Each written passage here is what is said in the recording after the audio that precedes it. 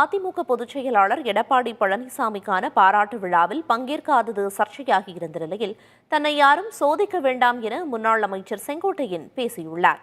ஈரோடு மாவட்டம் லக்கம்பட்டியில் எம்ஜிஆரின் பிறந்தநாள் பொதுக்கூட்டம் நடைபெற்றது. இதில் வைக்கப்பட்டிருந்த பேனரில் எடப்பாடி பழனிசாமி புகைப்படமும் செங்கோட்டையனின் புகைப்படமும் ஒரே அளவில் அச்சடிக்கப்பட்டிருந்தது. இந்த நிகழ்ச்சியில் பேசிய செங்கோட்டையன், இயக்கம் ஒன்றாக இருக்க வேண்டுமென நினைத்தவன் நான் என்றார். நேர்மையான பாதையில்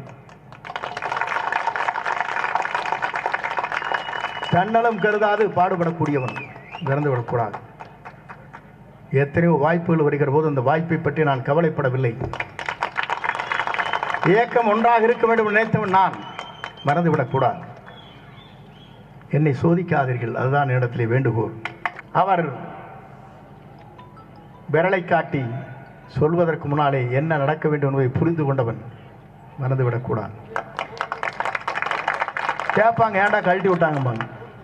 அதுக்கெல்லாம் காரணம் இருக்குது. அதெல்லாம் சொன்னோம்னா தப்பாக போயிடும்.